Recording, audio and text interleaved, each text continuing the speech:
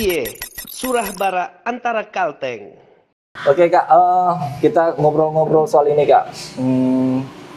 Tapi pertama terima kasih dulu buat Kakak yang sudah berkenan jadi sumber kita lah ya. Untuk teman-teman kita berbincang-bincang di Bara Kalteng, bincang-bincang antara Kalteng dengan Kakak Nindita Nareswari ya Kak ya? Iya. Oke. Foundernya Dapur Sebes. Betul, Dapur Sebes. Dapur Sebes. UMKM-nya dari Palangkaraya. Kak, mulai kapan nih jadi UMKM-nya ini ada nih Kak? Dari tahun 2018, Juli 2018. Ya.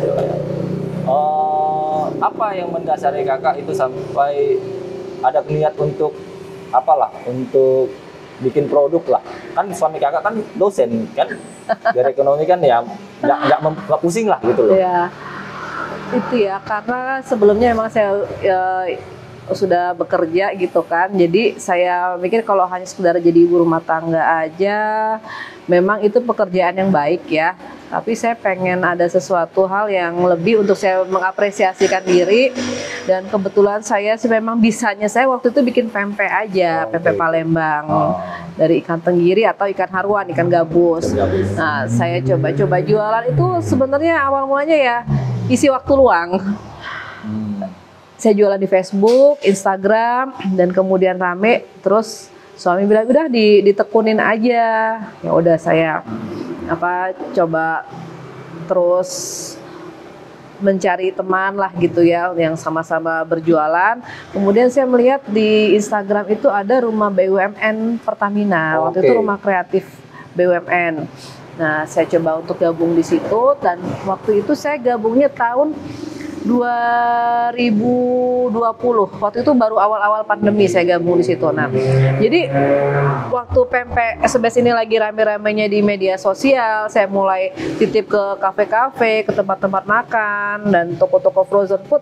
Pandemi ya 2020 itu. Nah, saya gabung di rumah BUMN Pertamina. Di situ saya banyak dapat ilmu, seperti karena banyaknya pelatihan online, lewat Zoom, WhatsApp group, ataupun Instagram Live. Di situ ada pelatihan foto produk, kemudian membuat konten dari aplikasi Canva, kemudian edit foto dengan Snapseed, membuat video dengan KineMaster. Kemudian ada pembukuan, saya ikutin terus pelatihan itu, karena itu kan kita nggak bisa kemana-mana ya waktu itu, hanya di rumah aja. Daripada bosan ya Kak? Bosan ya, daripada bosan ya saya ikutin lah pelatihan itu, karena saya merasa cocok. Dan setelah saya praktekin memang benar, jualan di media online yang pertama memang foto. Semenarik apapun kata kita, seenak apapun makanan yang kita jual, kalau fotonya di dalam plastik, di dalam mika ya nggak menarik kan. Nah, dari situ saya belajar foto-foto produk, kemudian membuat video. Dan ya bersyukur itu memang ternyata memang bisa meningkatkan penjualan. Nah, kemudian saya mencari tahu kalau produk frozen food itu kan harus ada izin BPOM MD supaya bisa masuk ke toko-toko frozen food, karena produk saya ditolak di Sandis dan Hypermart. Mikir ini gimana caranya supaya bisa dapat izin BPOM MD. Saya konsultasi dengan Dinas Perikanan Kota, bentuk kelompok. Akhirnya saya membentuklah Poklasar, kelompok pengolahan dan pemasaran hasil perikanan. Dan ini saya kumpulkan teman-teman yang mempunyai olahan perikanan, termasuk Bulia yang punya GT Fresh ini. Di situ kita samakan visi misi untuk ke izin edar, dan Bulia memberikan satu tempat untuk dapur produksi. Nah, kita disupport dari Bank Kalteng waktu itu peralatan produksinya. November 2021 kita dapat peralatan itu. Dari mulai meja stainless steel, kompor, panci, alat giling ikan, semuanya dari Bank Kalteng. Nah, ternyata support dari Bank Kalteng itu kita lanjut ke izin PIRT, produk industri rumah tangga. Itu didampingin rumah BUMN Pertamina. Nomor PIRT kita keluar dan kunjungan dari Dinas Kesehatan.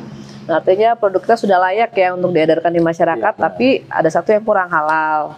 Nah, halal ini pertama kali kami didampingin oleh Bank Indonesia untuk ke halal bersama Sukovindo, gratis waktu itu.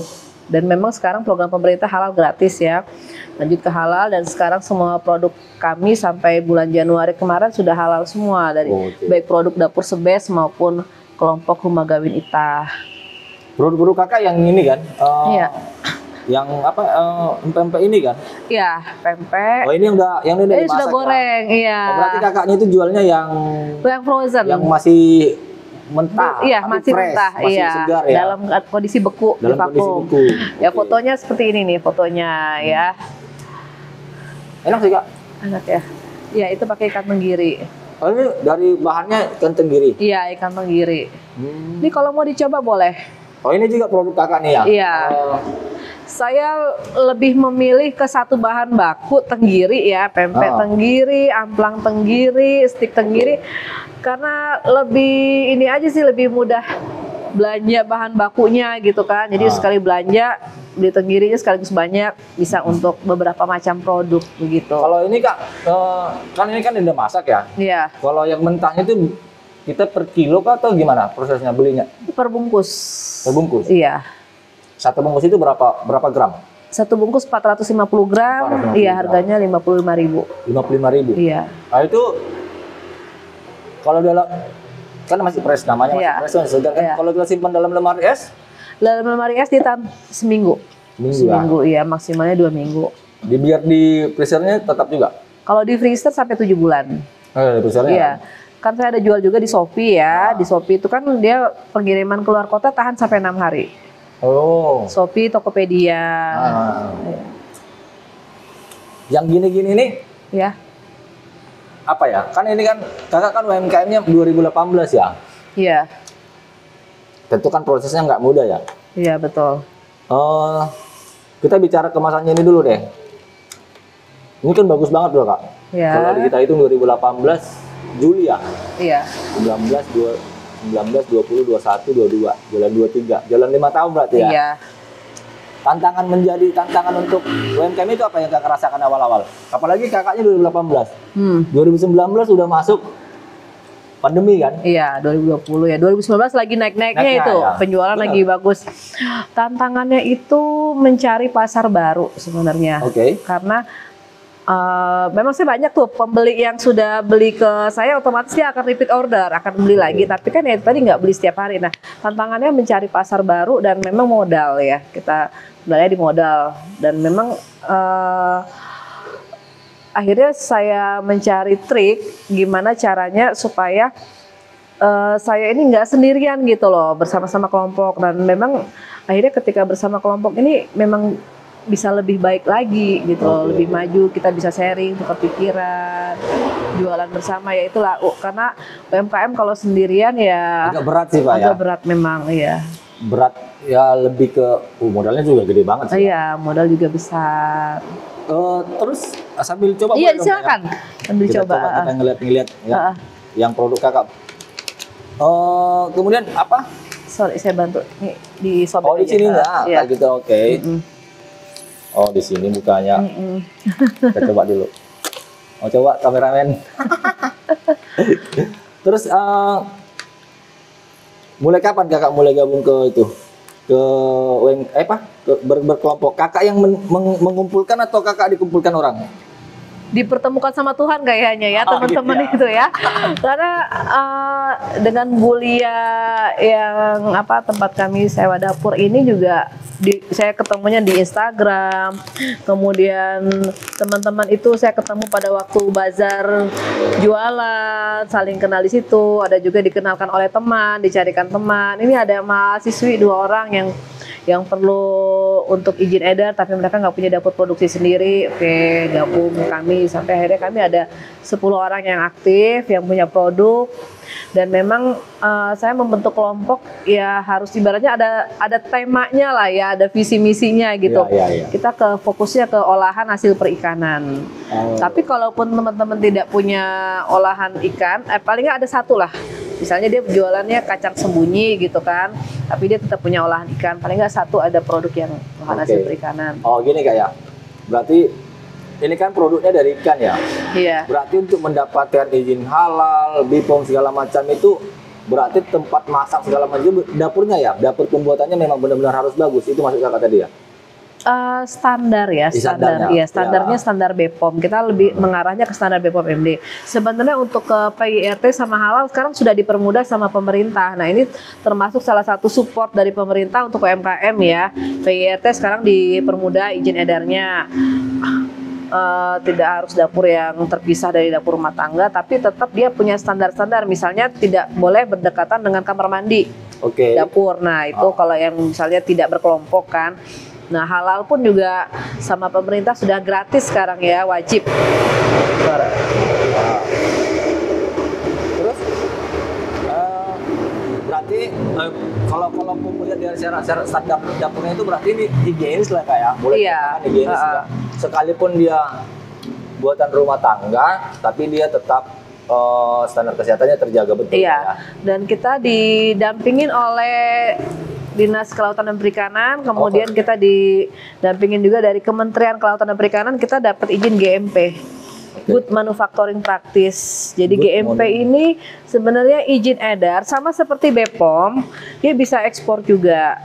Cuman orang lebih banyak taunya BPOM. Nah, GMP ini nggak bisa dia kalau dapurnya masih dapur rumah tangga.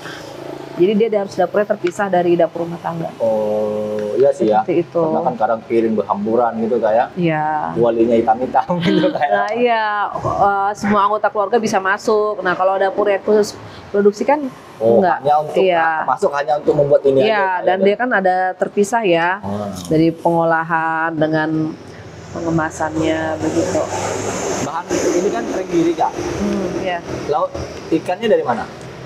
Kalau nggak dari Kalsel, Banjarmasin dari Kumai. Iya, Kumai kita punya ya. Iya, kita punya dari Kumai. Kota Waringin Barat. Kota Waringin Barat. Berarti sekali belanja banyak juga nih Kak. Ya lumayan Lumayan sih kan. Iya. Karena kan kalau dari sana lebih murah, di sini Lebih sih murah. Biasanya saya titip teman, tapi memang lebih seringnya dari Banjar. Karena kalau dari Banjar kan sehari-hari di pasar tradisional memang ada. Oke. Enak sih Kak. Enak ya. Harganya per saset gini berapa? Iya, ini 22.000, kalau amplak 23.000. Ini kita harus pesan dulu atau ada di warung-warung, di beberapa warung ada? Baru ada di Telaga Biru Swalayan, Sandy Swalayan, Bonsip, dan A2 Fresh. A2 Fresh, Iya. baru itu sementara ya? Iya, Ini selalu ada ya? iya, Sama ini berarti? iya, Termasuk amplang? iya. Oke. Termasuk amplang dan pempek juga. Itu tinggal goreng doang kan? Iya, tinggal goreng aja. Nggak perlu ribet-ribet lagi ya? Iya. Berarti kalau orang-orang yang ingin praktis, enak itu ya? Oh iya, nggak usah ribet giling-giling ikan, Nah, karena pempek kan harus misahin kulit sama durinya.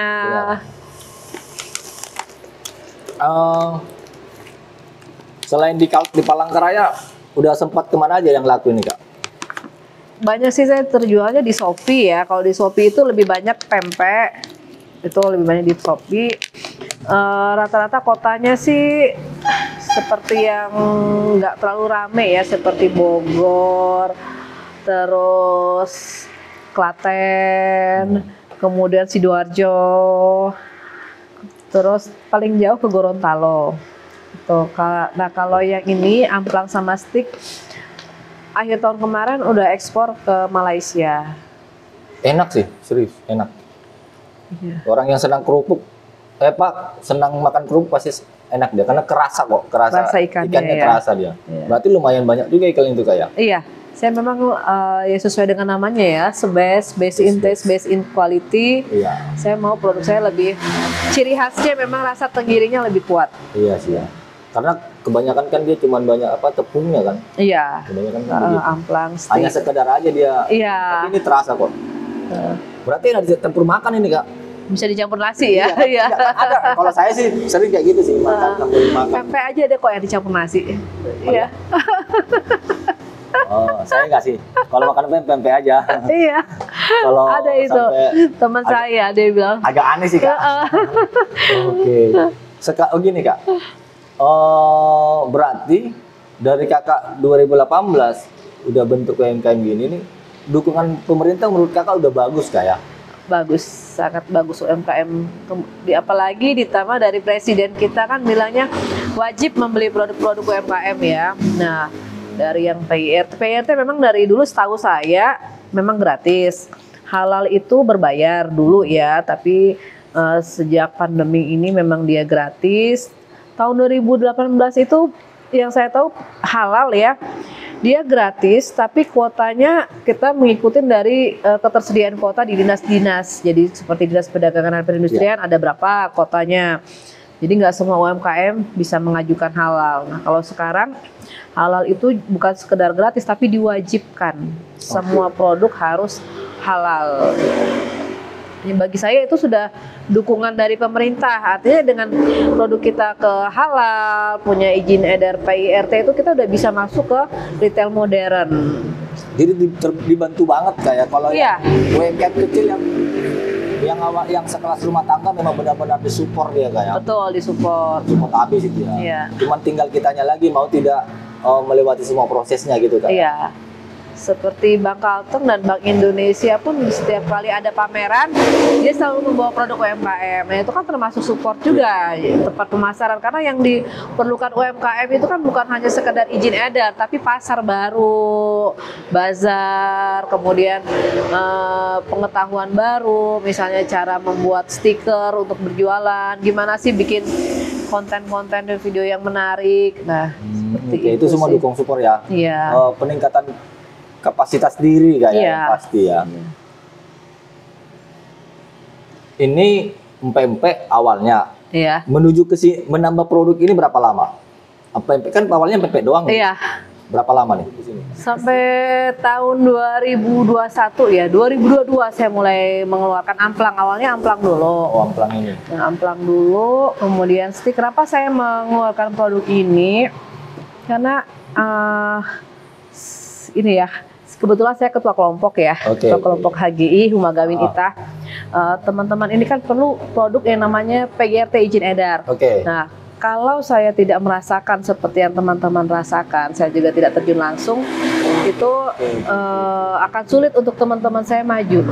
Jadi akhirnya saya mikir, saya perlu punya produk yang produk kering, yang izin dari PIRT, supaya saya bisa merasakan sih yang dialamin teman-teman itu gimana sih cara mengurus izin PIRT. Gitu. Jadi akhirnya saya coba membuat amplang, saya belajar dengan teman di Humai gitu kan.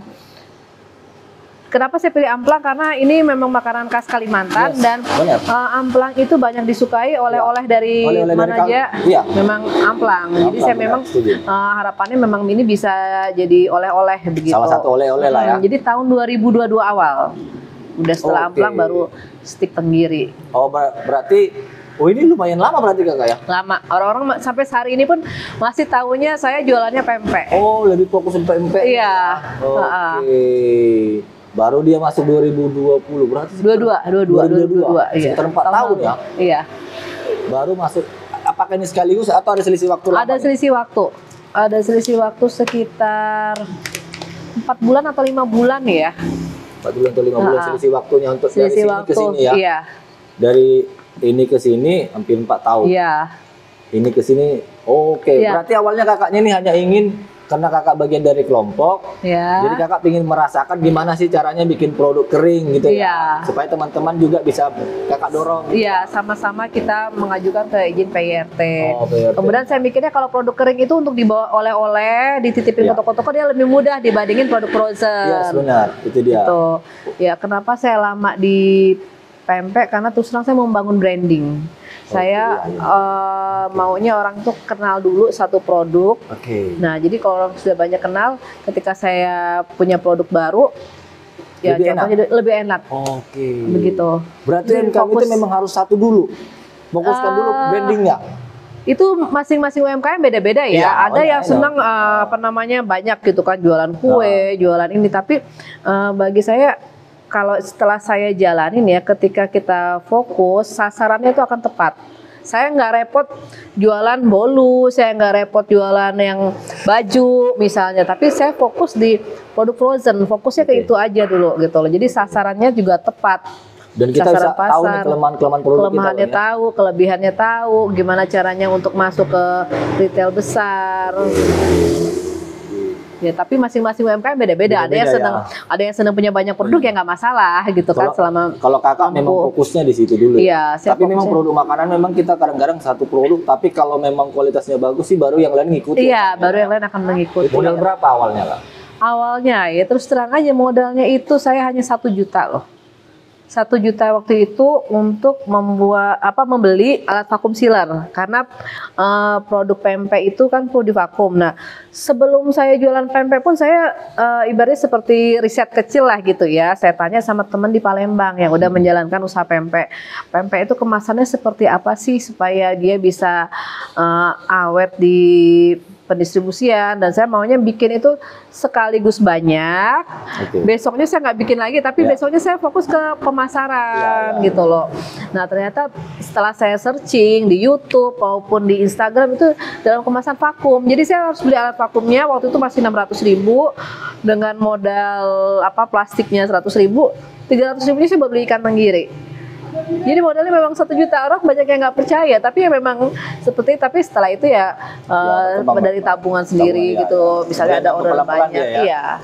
Tapi awalnya cuma 1 juta itu. Iya, betul. Jadi kalau gagal pun nggak tapi stres-stres amat. Iya, karena saya orangnya memang belum berani mengambil resiko besar waktu itu. Kalau langsung besar takutnya kita belum menguasai segala macam, nggak siap tantangannya, repot juga sih kayak. Dan ternyata dengan kemasan vakum itu pun memang itu sudah cukup bagus ya. Jadi sekali bikin banyak bisa taruh di freezer. Dan lebih higienis dibandingin dengan kemasan plastik mika.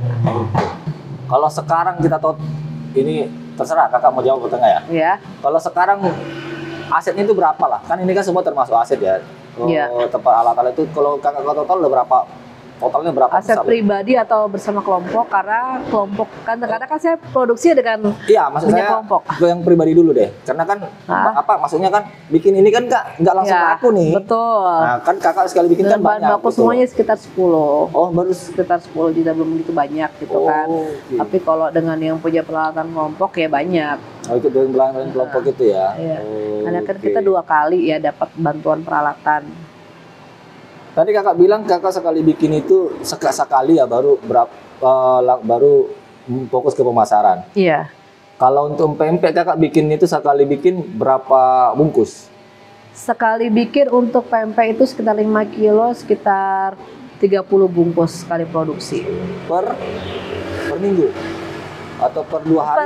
Per 1 kali produksi. Jadi 1 minggu itu bisa 2 kali produksi. Oh, di dapur sini, iya. 1 minggu 2 kali produksi. Iya. Berarti dalam sebulan 8 kali ya? Iya. Tapi 30. Lebih seringnya memang 1 kali sih. Nah, tapi ya tergantung tergantung permintaan. Iya. Kalau memang banyak permintaan bisa 2 kali. Iya. Biasanya menjelang Natal dan Tahun Baru tuh bisa 2 kali produksi, 3 kali produksi. Oke. Karena saya nggak bisa produksi sering. Kita kan dapur produksinya bergantian dengan teman-teman kelompok. Oke. Iya. Jadi dia memang harus sekali. Ada jadwalnya. Kalau tadi ini pempek itu 30-an ya sekali bikin ya. Iya. Kalau yang begini? Kalau yang itu bisa sekali produksi bisa 100 bungkus, 90 sampai 100 bungkus. Kalah dengan karyawan. Oh, ada. Oh, berarti sekarang kakak udah punya karyawan ya? Punya, iya. Mulai kapan kakak punya karyawan itu, Pak? Dari tahun 2019. Oh, berarti kakak sendiri sebentar aja ya? Iya. Oke, baru semulai ke situ ya? Iya. Keren sih. Kalau melihat untungannya kak, lumayan nggak sih? Kalau makanan itu palingnya minimal dia 50%, itu udah minimal. Oh iya, hitungan busuk apanya segala macam kadaluarsanya ya? Iya, karena kita harus menghitung masa kadaluarsa. Seperti dititip-titip di toko-toko supermarket itu kan kita juga harus menghitung. Iya. Kalau misalnya nggak laku, kita tarik kan itu jadi kerugian kita. Kerugian kita juga, makanya dia pilihannya begitu ya? Iya. Sejauh yang kakak alami sekarang ini, profit nggak sih? Profit ya? Iya. Oke, setimpal dengan capeknya nggak kak? Kadang-kadang kita kan cuma ngitung duitnya aja, tapi kadang-kadang ngitung tenaganya. Kadang capek ya kalau misalnya lagi seperti ini kan Januari ini terus terangannya sepi. Tapi itu saya melihat siklus ekonomi. Siklus ekonomi itu akan sepi setelah Lebaran dan setelah Natal. Pasti dia sepi karena apa? Abis sebelum Lebaran kan dari mulai bulan puasa orang sudah banyak belanja. Lebaran, Natal kemarin juga termasuk ramai. Tapi kalau misalnya sekitar Januari Februari ini sepi, saya rasa sih nggak masalah. Nanti bulan Maret April akan meningkat lagi. Apalagi Maret sudah bulan puasa ya. Tapi sesepi-sepinya berapa bungkus lah lakunya nih dalam sebulan nggak? Sesepi-sepinya deh. Sesepi-sepinya ya. Sesepi-sepinya dalam 1 bulan ya. Dalam 1 bulan tuh paling sepi ya. Paling sekitar 60 bungkus deh. Lumayan juga sih. Iya, Masih karena tetap lumayan. iya, Ya? tetap lumayan. Oke. Karena walaupun saya sudah titip ke toko-toko, pembeli masih sering WA. Oke. Dia Personal mengiranya ya? iya di toko-toko tuh lebih mahal, padahal saya bilang enggak, sama aja. Oh. Karena kan saya kasih harga reseller untuk di toko-toko itu, jadi harga jualnya tetap sama. Oh, Jadi beli iya. dengan saya ataupun di toko-toko tetap sama. Oh gitu ya. Berarti ya sama aja ya, mau pesan ke kakak atau Iya, kakak sama ambil aja di ya? toko tetap sama. Oke. Kak, kita ke tadi kakak bilang kan kelompok kak. Iya. Ada berapa banyak produk lah satu kelompok itu? Satu orang rata-rata punya 2 ya, tapi ada juga yang Satu. banyak. Oh. Ada juga yang banyak, nggak ada yang cuma satu. Yang cuma satu ada deh, 1 orang Mbak Popi sempol, tapi dia sempolnya dia ada varian, sempol ayam, sempol udang, dan sempol patin, begitu variannya. Ada yang dimsum dan stik patin. Rata-rata kita sekitar ada kayaknya hampir 20 produk, hampir ya 20 produk, banyak. Karena seperti surimi yang punya Bulia itu, surimi kan banyak variannya. Surimi itu daging ikan giling. Oh, kayak gini nih. Jadi ada daging tenggiri giling, daging haruan giling. Produk ikan ya.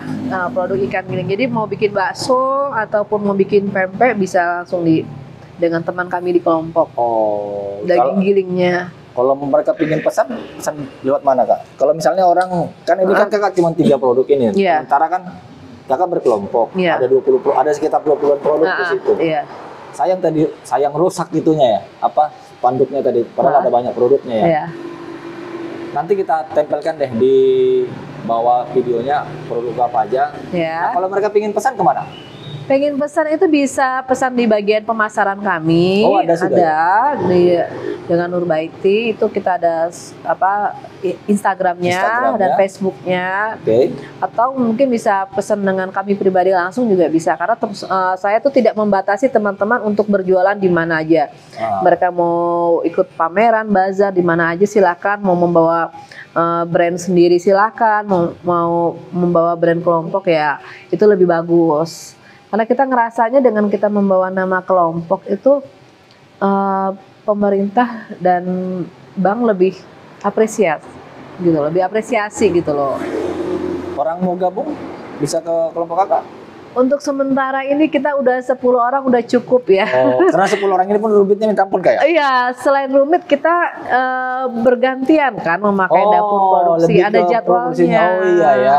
Kalau banyak-banyak nanti kita misalnya jadwalnya saya mau bikin amplang, ada lagi teman mau bikin, nah itu. Oke. Iya, kita udah close untuk sementara ya. Kecuali nanti lah ya kalau berkembang lebih besar ya mungkin kita bisa join-joinan bang. Iya. Oke kak, ada pesan nggak kak untuk generasi apa? Kakak kan suami kakak kan dosen, pasti ya terbiasa dengan mahasiswa lah ya. Apa ada nggak pesan kakak kepada generasi orang muda-muda lah terkait UMKM ini? Kata UMKM ya. Ini sih sebenarnya ada prestis ya dari masyarakat kalau UMKM itu orang-orang yang nggak dapat pekerjaan kantoran. Yes. Terus terang saya bilang gitu kan. Benar, setuju. Padahal sebenarnya itu enggak sih. Buktinya saya menemukan beberapa teman yang dia ASN ataupun pekerja kantoran, dia tetap menggeluti dunia UMKM. Artinya dunia UMKM itu sebenarnya adalah dunia wirausaha. Betul. Jadi dan saya melihat juga mahasiswa sekarang sudah mendapatkan mata kuliah kewirausahaan ya. Sebenarnya itu adalah bibit-bibit untuk menjadi seorang wirausaha yang dimulai dari UMKM. Nah, dan kebetulan di kelompok kami di HGI ada 2 orang mahasiswi, ya generasi milenial ya. Dia juga punya produk abon ikan dan crispy udang papai. Abon ikan ada abon ikan bandeng, ada abon ikan tenggiri, dan juga kerupuk tenggiri. Nah, ini saya melihat mereka luar biasa gitu loh. Mereka bisa menunjukkan bahwa mereka walau tidak hanya tergantung dari uang orang tua ataupun uang beasiswa. Mereka jualnya awal mulanya ke dosen, terus ke lingkungan sekitar kos, tempat tinggal. Jadi Dan itu bisa menolong perekonomian mereka ketika belum dapat kiriman dari orang tua atau beasiswanya belum ditransfer gitu. Jadi dunia usaha itu sebenarnya memang harus tekun yang pertama ya.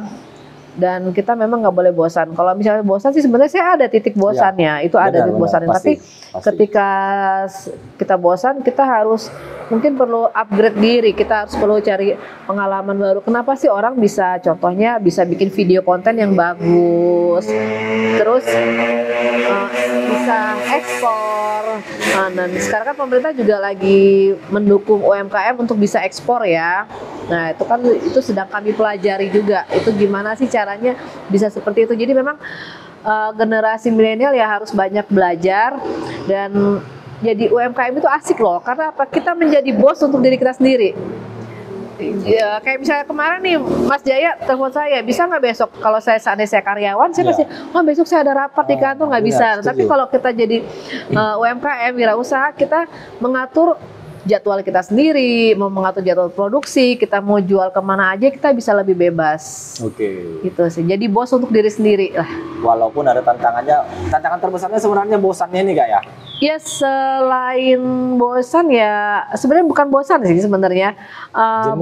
Belum ketemu tantangan yang lebih besar mungkin ya. Seperti gini-gini aja tapi mungkin kalau misalnya saya kalau di kelompok ya gitu, berdinamika dengan kelompok, justru saya tidak bosan. Karena ada aja informasi dari teman-teman yang ini apa, kita belajar sama-sama, ada bazar di sini, kita jualan sama-sama. Jadi kita harus cari cara lah gimana caranya nggak jenuh gitu. Mungkin mencari produk baru atau belajar hal baru seperti itu. Oke, kalau intinya itu Kakak bilang UMKM itu bukan berarti kita tidak dapat kerjaan di kantoran, Kak ya? Iya. Oke, gitu teman-teman. Saya rasa itu dulu obrolan kami. Terima kasih. Salam Bara Kalteng. Ini wastafel, kita cuci tangan dulu sebelum produksi. Nah, ini tempat pencucian ikan, meja pemotongan ikan, kemudian ini untuk menggiling ikan. Nah, ini peralatan dari Bank Indonesia.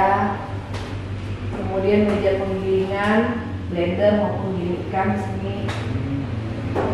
Nah, ini untuk freezer bahan baku kalau kita lagi banyak orderan, stoknya di sini. Jadi ini seperti area basahnya. Tapi lumayan juga kapan ini kayak listriknya ya? Lumayan listriknya. Jadi kalau mau produksi ya isi listrik dulu.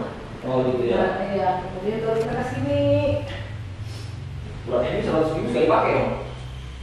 listrik. Tergantung produksinya. Tergantung produksinya. Kalau kita giling ikan ya. Iya kan? Meja galon air. Ini meja pengolahan. Pengadonan di sini ya. Pencampuran bahan baku seperti pempek, tepung, dimsum, semprol di sini. Ini food dehydrator ini. Kompor ada satu lagi di situ. Itu lemari apa? Itu lemari penyimpanan bahan baku untuk menyimpan tepung. Oke. Dan sebagainya. Tepung garam-garam di situ. Ini? Itu anti lalat. Oh iya benar. Anti lalat. Baju kemasan. Oke. Sama ini kemasan ya? Iya, untuk vakum. Vakumnya kan? Vakumnya di situ ya. Tuh Surah Bara Antara Kalteng.